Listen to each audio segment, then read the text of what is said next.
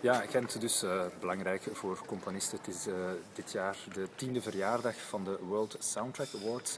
Een van de componisten hier, dat is Angelo Badalamenti, die heeft ook nu net deze cd uit, Brand New, met onze eigen Dirk Brosset, die het Brussels Philharmonic Orchestra leidt, met muziek van Angelo Badalamenti.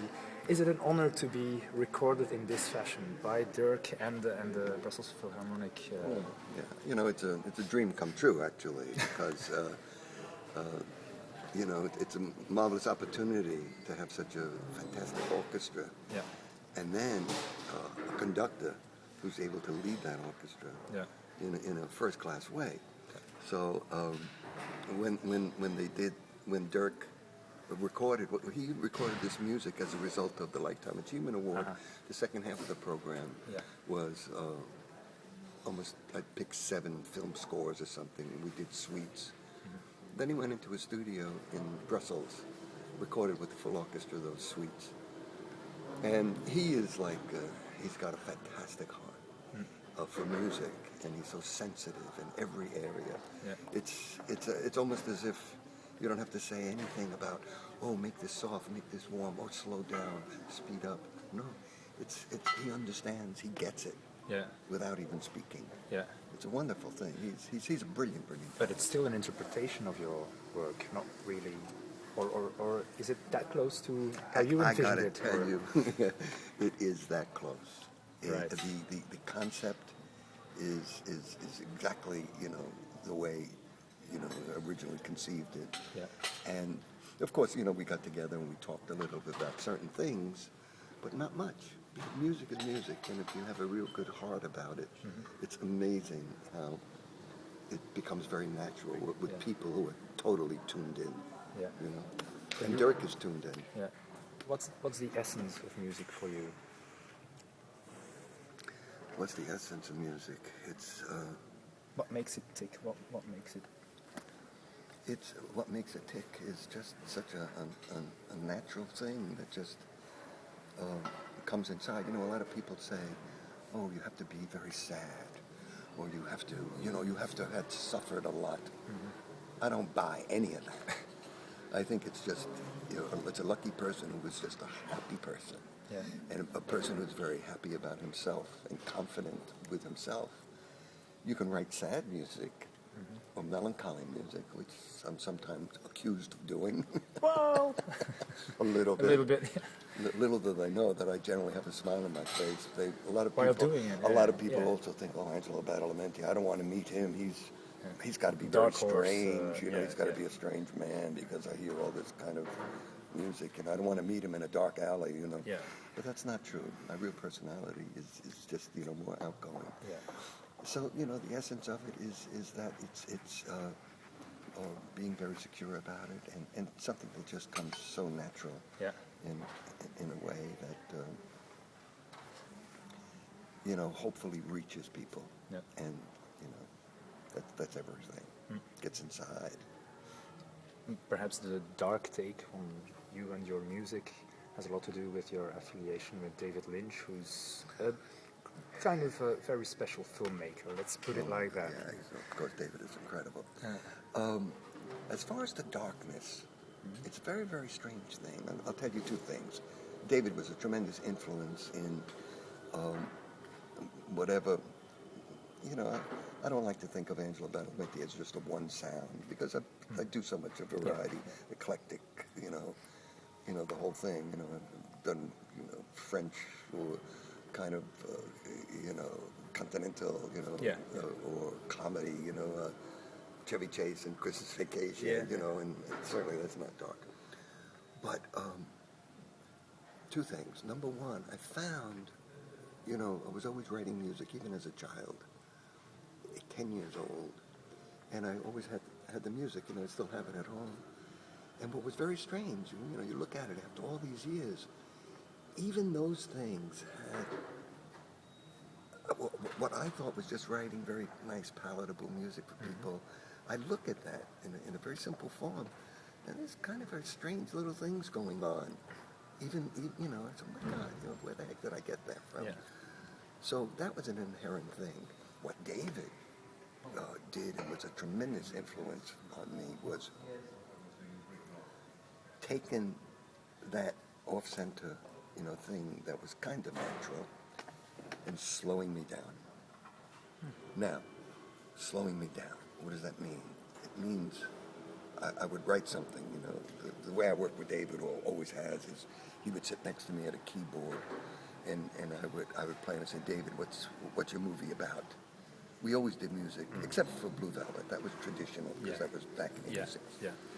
David would sit down and then he would describe scenes and things. And I would just stop playing. And we would record everything with a cassette on the piano. And David would say, yeah, Angelo, I like that, but can you play it slower? Slower? Okay. Slower. Oh, no, that's slow, but can you play it slower than that? Really?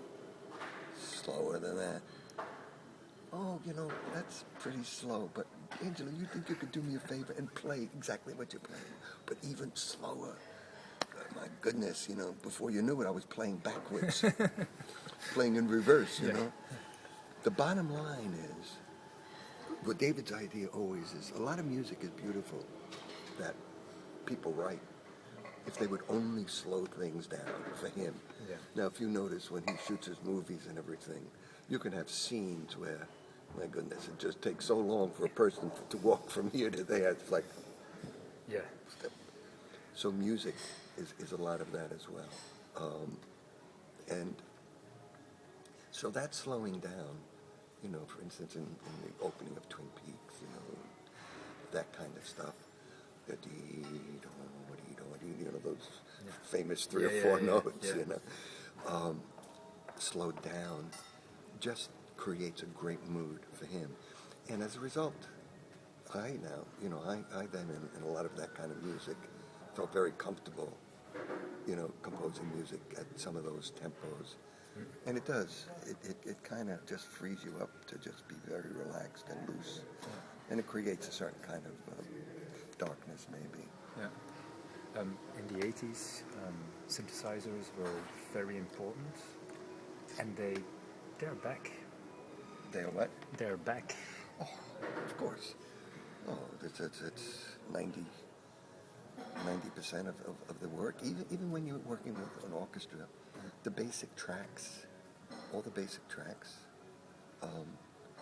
or synth. I mean, the samples these days are just so incredible. I mean, it's cutting edge.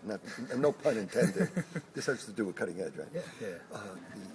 It's incredible. I just, believe it or not, finished a new French film as of a couple of days ago with French actress Cécile de France, Who's Belgian, I think. Oh, she's Belgian. Yeah. I think that's right. She's called Cécile de France, or her name's Cécile de France, but she's from Belgium. Maybe we should change her name to Cécile de Belgique. Yeah, something like that. Yeah. When I see her, I'll tell her. I should change her name.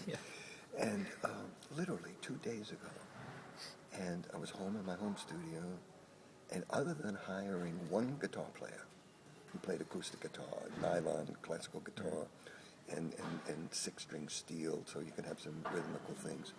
Everything else for the whole movie was synthesizer in my home studio. Right. So, you say, has it come back? Yeah.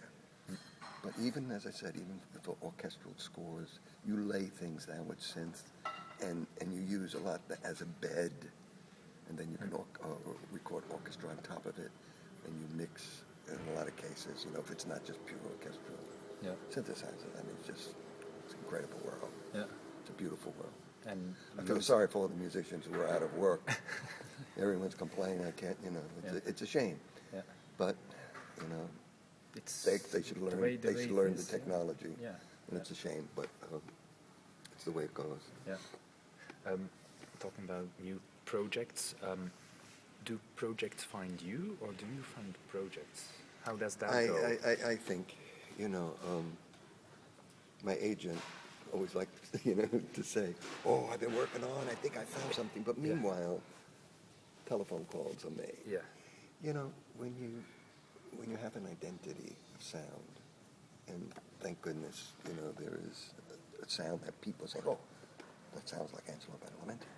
Oh, no question. And, you know, whatever that is, you know, there's an identity, and just, and you do get from, you know, even on a worldwide level, phone calls. Gee, I would like to have something like Angelo Badalamenti, and someone will say, hey, why don't we try to get Angelo Badalamenti? So it could be from France, it could be from England, you know, and certainly from America, you know, or wherever, and Canada, and so I would think that in most cases, you know, other than even people have called me directly, you know, then I refer to an agent.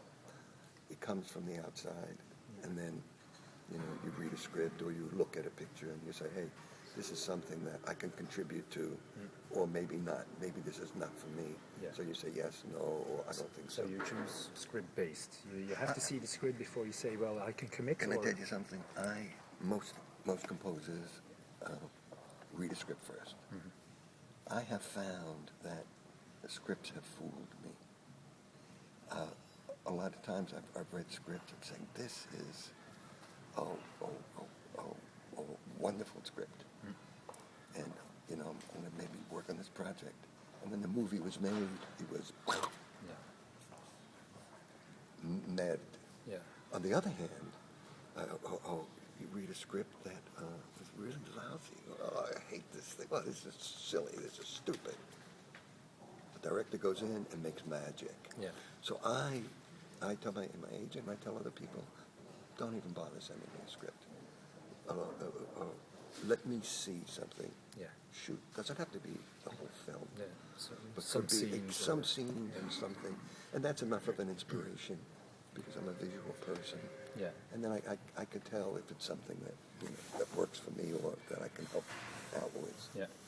Because you worked on a long dimanche. Jean-Pierre Jumeau. It's incredible. It's something different again. Right. I mean, Jean-Pierre Jumeau is something different. He's amazing. What's fantastic, which I loved about Jean-Pierre Jumeau, even back when I did La Cite des Enfants Perdus, City of Lost Children, about Jean-Pierre Jumeau. He has a world, and he shoots his movies, and he has a world that's so different than anybody else's. It's his own world that he creates. You know? His own visual style. His own visual style, and take on things. and you know, especially City of Lost Children, you know, which was very interesting. And when he first approached me on that, he showed me storyboards, and that was interesting enough, you know. But wonderful talent. And working, you know, on what is it called? The engagement. Long Dimanche, long title as well. Trop difficile. Anyway. You're here in Ghent for the celebration of the 10th anniversary of the World Soundtrack Awards.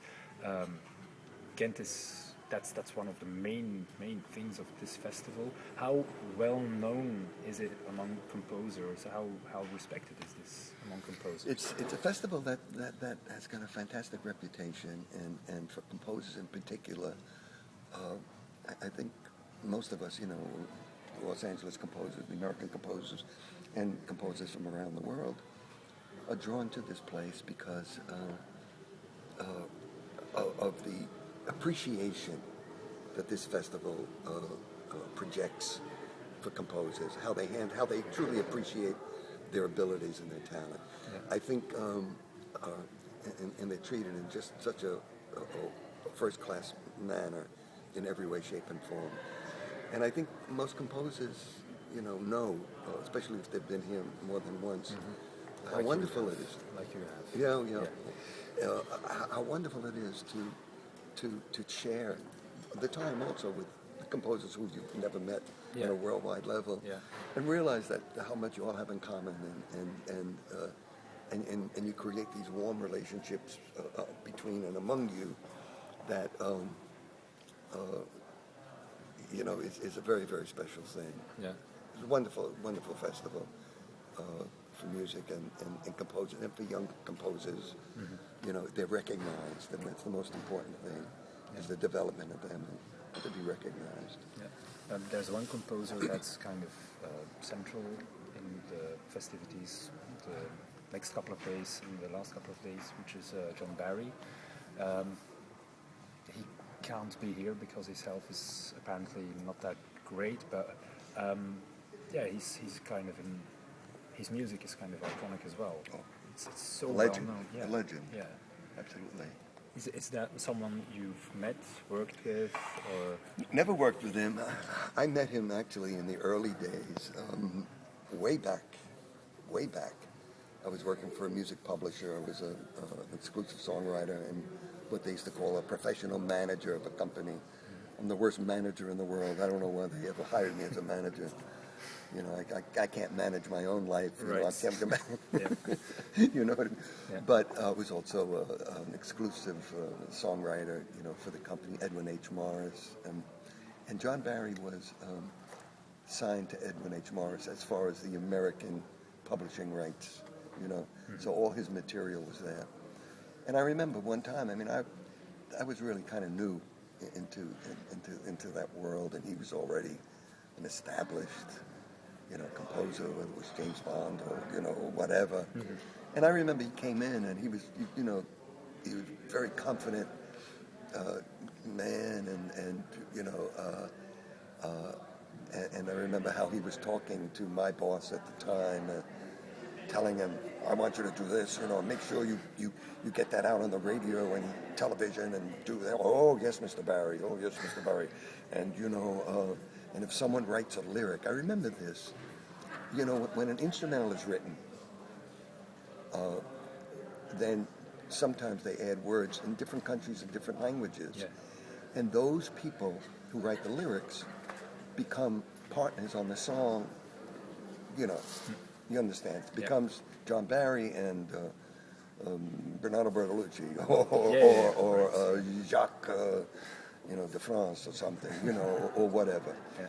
And but he specifically came in, and because my boss at the company said, listen, we want to get some lyrics, you know, to some of these melodies, because then we can go out and get, you know, whoever, Elvis Presley, you know, Michael Jackson, you know, or something, anybody, you know. Yeah. Frank Sinatra. And John Barry said, yeah, I'll never forget this because I was a young, you know, person. He said, yeah, it's okay to do the lyric, and as long as I approve the lyric, number one. And number two, got to make sure that if an instrumental is played, that person does not receive any royalties. Right. In other words, when it's an instrumental, it is only me, even though they wrote the lyric. I don't want, my boss, no question, we will work that out. It's just something, you know, you remember, you know, and actually he had every right to say that, you know. Yeah, great character. Great character. Yeah, great character. Very fine. Yeah. Okay, well, I'm gonna send you off. Well, and enjoy your stay in Ghent. So much. Thank you very much. So many composers. There's 10 of you here, really great ones, and you're one of the top. Well, you're a great man. Thank you very much. Thank you very much for the interview. Your pleasure. Thank you.